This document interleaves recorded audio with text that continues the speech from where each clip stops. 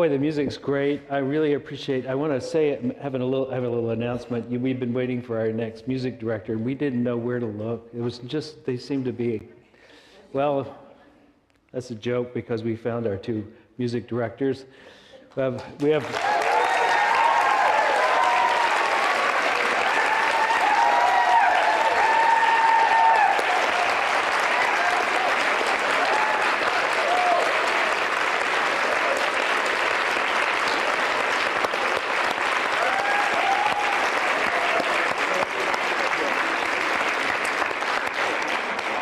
Thank you. I've had so many people, and I have felt it myself, that since they have been in charge, the feeling has really rounded and become lovely and sweet. Somebody met me at the door at the sanctuary and said, you know, I've liked the music and the way it's going so much. Here, have a large check. And it was like, yeah. So we're grateful for that. But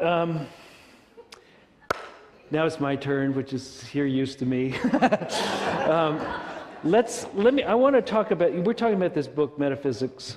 Metaphysics is our way of talking about theology, which is our way of talking about the nature of everything.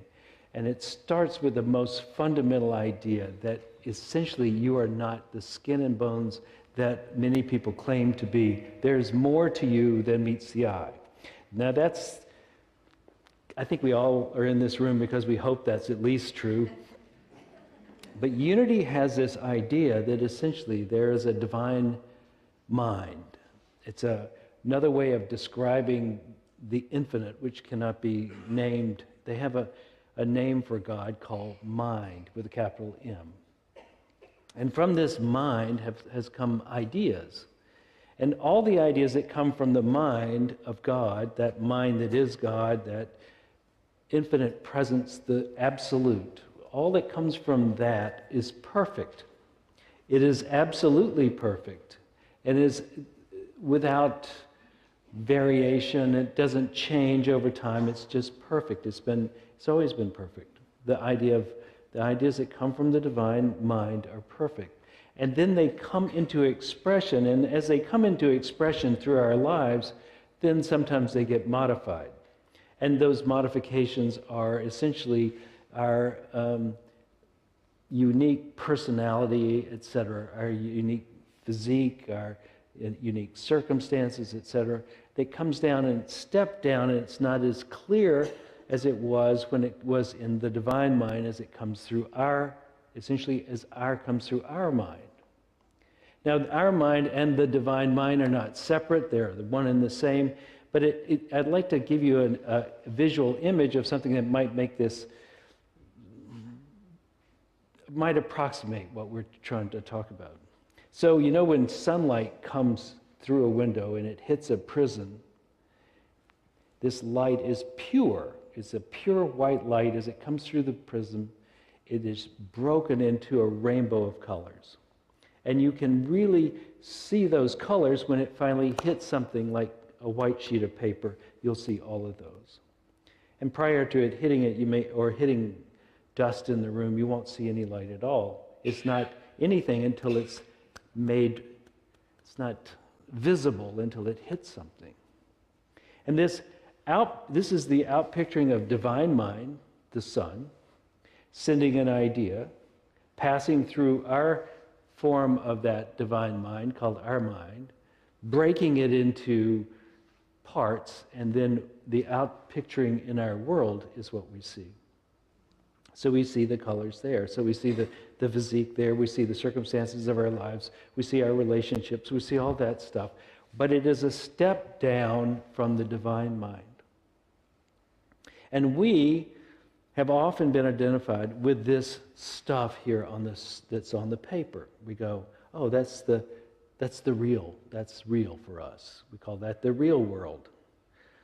But just like in the Matrix, we're going to take the blue pill and we're going to see what the real world is. According to Unity, the real world is the divine mind. This is more real because it is permanent. It lasts. It endures forever. It is the source of all things. It is more creative, more alive, than anything that has shown up on the page. Just as the sun is bigger than anything you're going to see on your page of here, this and all we see is just a step down of the divine. And so we often think, if I want to change my world, what I need to do is go over here on the page and readjust these lights. Put more red in it, take out some of the blue or something like that. That becomes we spend our time over here. And what unity is saying, nay, come back to the prison, adjust the prison to be more in line with the divine mind, and you will have a clear experience of beauty, justice, life, love, wisdom.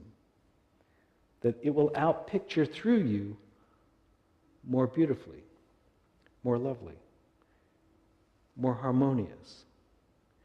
And so the trick with unity is to realize that you are not actually trying so much to manipulate the world as to change your mind, to reorganize the thoughts and the patterning of the way divine ideas are expressed through you, so that they'll show up better in your world. But you definitely want it to show up better in your world. But the work is done here at the mind, not at the level of the outpicturing. Now, all of us have to work in the outpictured world, for sure. But the practice of creating a better world is done inside the prison of your own mind.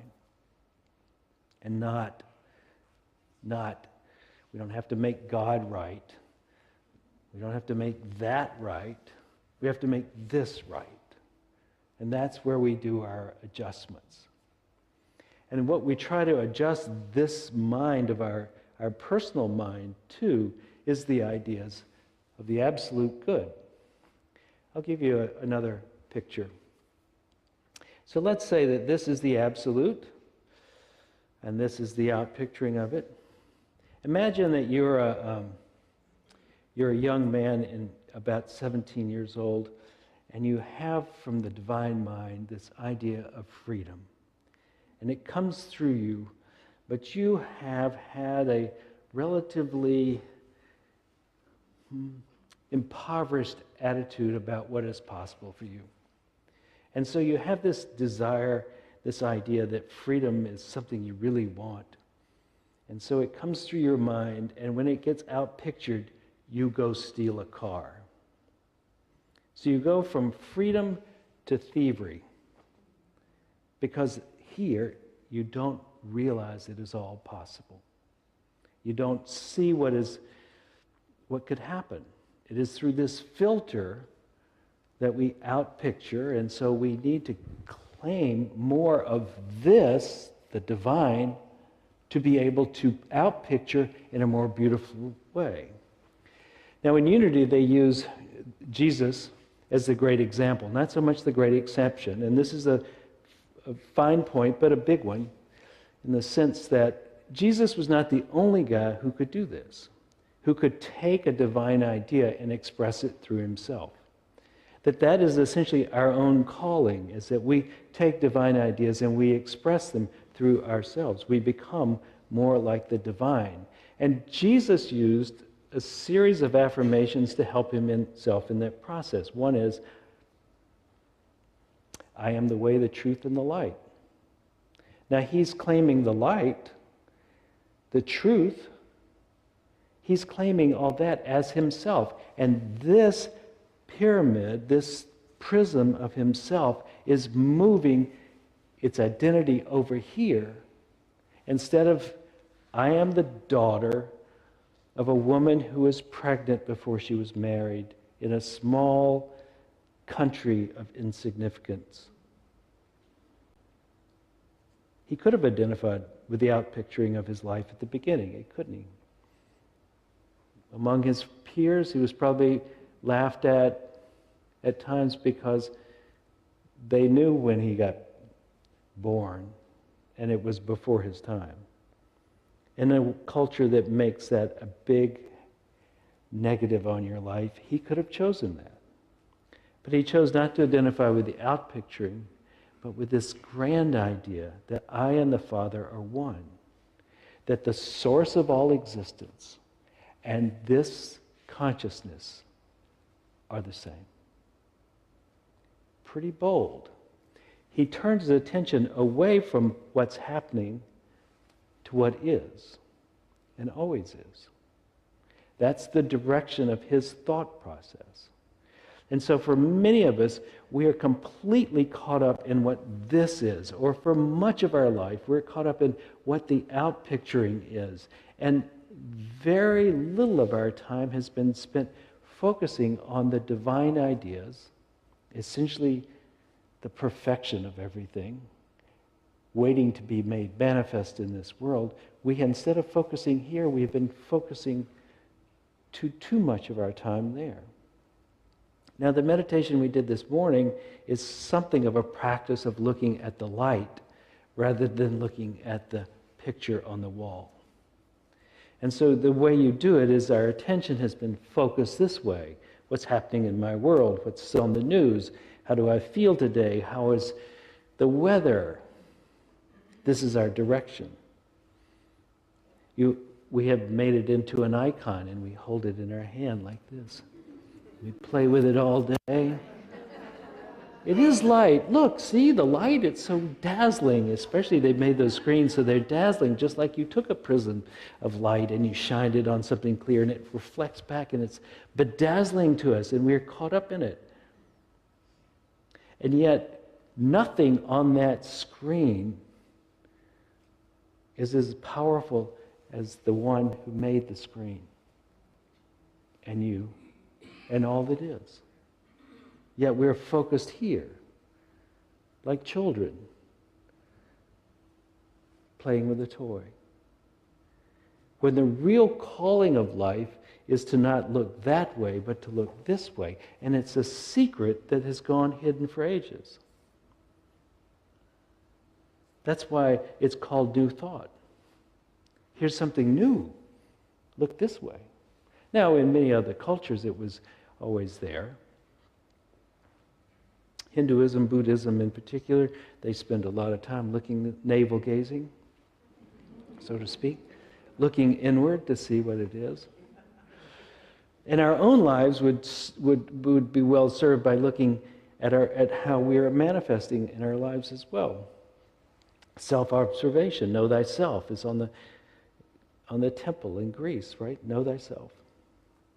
Now it could be know thyself. It could be know thyself. This little thing over here could be all the things that we are out picturing, all the ways we're acting. That is something really important to know. And one of the things you'll notice is that we are fractured in ourselves over here. If you look really carefully, you'll see that there's many sub-personalities in here that are acting out. They each have their place and they each give their contribution, and we are really wise, I think, to attune ourselves to the sub-personalities and know who's talking now. Because you may want to begin to be artful in who you let on stage in your life at any one point. Maybe you want the tantrum child on stage. Sometime, there's probably a place for it. But not all the time. And not without some careful placement and withdrawal of that tantrum person, right? You may want the wise one to show up sometime, but maybe not all the time. I mean, how boring at a party. You've run into those people, right? Couldn't crack a smile if they had to. They know what they're talking about, but who needs them, right? So you may want to bring out the childish, fun one at the party, the happy one, the one who tells stories, that one. But somewhere you're going to need that wise one. It's good to know your caste that lives within us, the village that lives inside us. It's really good to know it, and it's really good to also know how to step back and watch what's happening to it. To watch how many ways they're showing up. Really brilliant to do that. But all that brilliance is only part of it. We need to also turn our attention this way, to the one, to the source of all of it.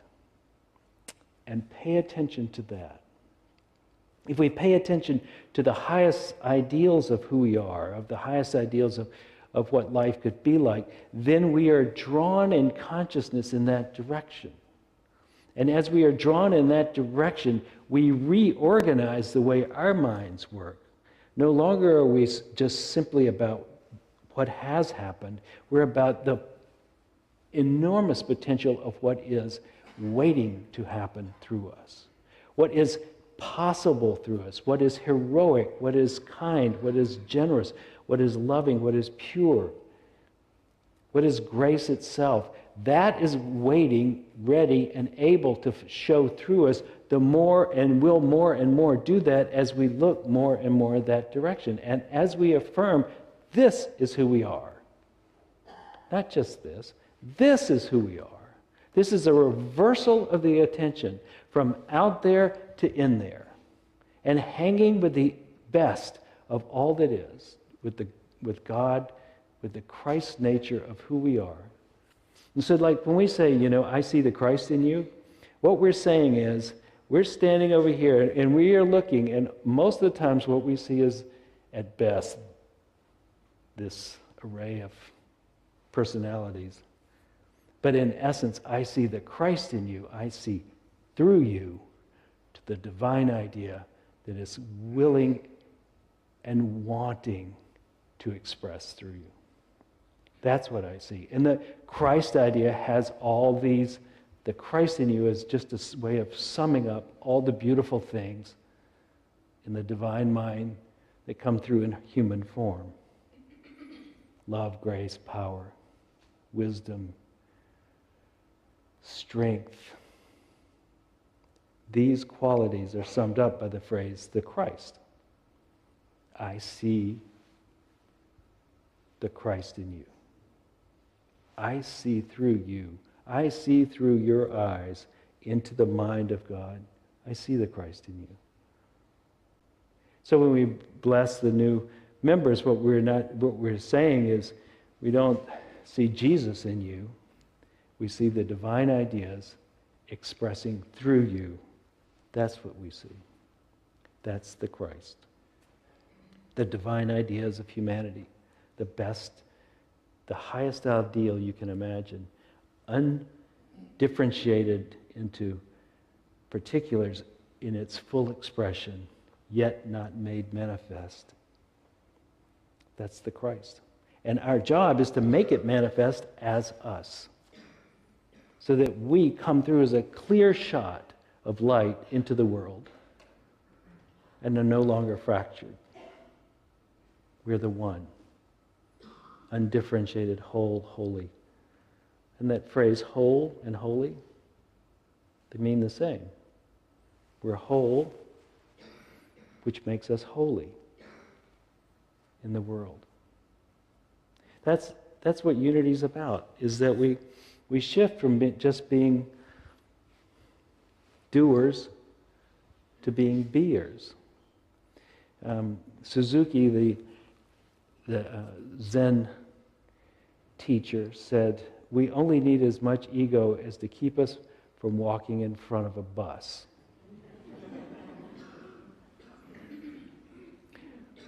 So, the way to get this, another way to do this, is to pray that the divine mind come through you completely. To pray that you be guided by the divine mind, that not my will, but thy will be done. Not that that's a separate will, because there's no separation, in fact, between these parts, but not my will, but thy will be done. Not what has been enculturated in me, not that I go and steal a car, but that I discern and express divine freedom. That's what we're after. Not my will, thy will. And you can't really do your life wrong anyway, because the one good thing about it, everything takes you in that direction. Everything takes you ultimately, because when it doesn't work out, you go looking for answers. So you start just like your GPS. Oh, you went past it, that's no problem. Make a U-turn and you come back. It's just, the journey is more difficult if you don't go with the divine mind originally. When that little nagging voice says, take a left turn in 700 feet, and you don't do it, you have to go to the next exit and turn. Do it now. Practice opening, asking, receiving, looking for this. It really seems to me when I do this, which I'm not really bragging on myself because I do a lot of this. But when I do this idea of asking for divine guidance, I feel there's a physiological shift to some degree in my body that tells me I'm on target, that this is going to be happening, that now I'm paying attention to that and not just to my own thoughts. And you will probably get some signal as you practice it, if you haven't already got one, that tells you, oh yeah, I'm really listening now. I'm listening.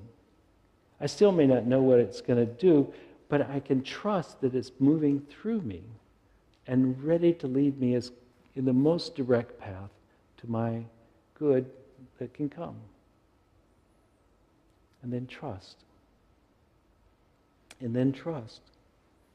I surrender and then trust. I give it over. Give me your thought. Run through me as me. And then trust. And it may not immediately outpicture exactly like you thought. Let me tell you a story. I want to tell you a story. I was doing a solo kayak trip in Utah, and I borrowed somebody's kayak, and I was going to do this river, the Dolores, that flows into the Colorado, and get off in Moab, and then hitchhike back to Flagstaff, which of course seemed like a reasonable idea at the time, but it turns out it's about 300 miles, and after 8 hours I had gone 20. And so I put the kayak down and I said, God, get me out of here. I went across the street to have something to eat. I came back, my kayak was gone. Guy across the street who had seen somebody pick it up said, oh, here's a description of the truck that took it. It turns out that they caught him at the border. The cops came and picked me up, drove me 20 more miles in the direction I was going. After identifying it was my equipment, they let me take a shower in the jail, sleep on the courthouse lawn, put me on the bus, the mail bus that was delivering mail through the Navajo reservation, where I walked across the parking lot at the end of that ride to a 13-passenger van of people I knew who had one seat left, and they drove me right to the house where I was trying to hitchhike in the first place. God, get me out of here. It might be Vassal Tassel, Vassal Tom. Time for this one to go home. You know, it's like, it didn't look right to begin with. When the kayak was gone, somebody else's kayak I had borrowed, and all my clothes, I was with $12 and a pair of shorts. But it was my ticket home. The next step unfolded. So trust. Ask God to live through you as you. Wake up in the morning and say, live through me as me. And then trust. And then report back. Maybe we'll have some stories as fantastic as the one I just told. Just trust. It happens. Let us pray.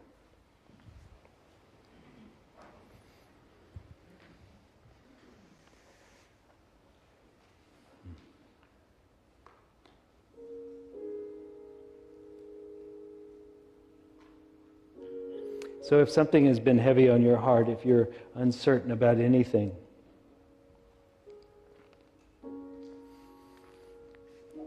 ask the divine to move through you as you.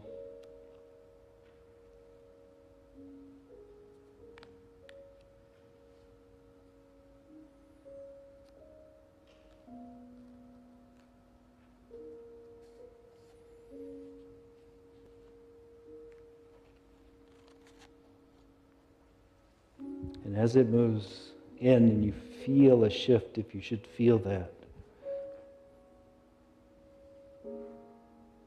relax, trust.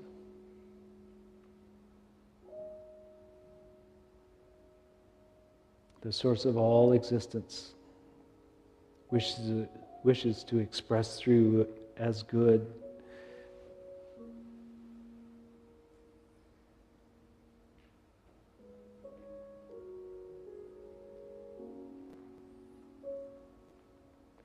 Imagine if you had been wanting for a child to tell them how to do something, but really willing for them to do it their way. And suddenly they said, "Could you show me how to do this?"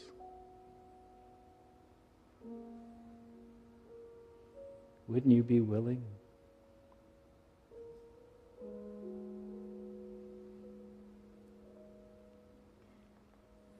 It's like your fingers trying to play the piano without any consciousness of music. Turn to the one who knows the music. Let the whole of you guide you.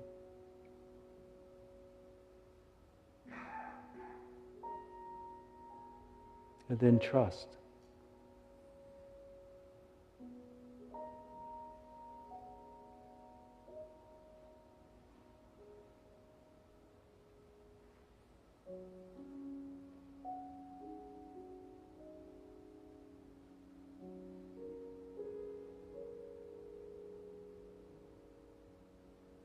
Life is unfolding.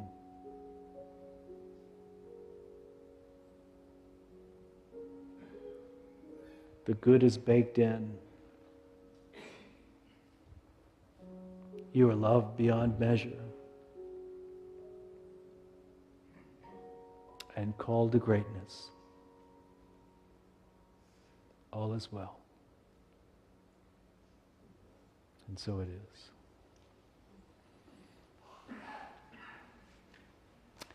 I want to remind you that we have a little...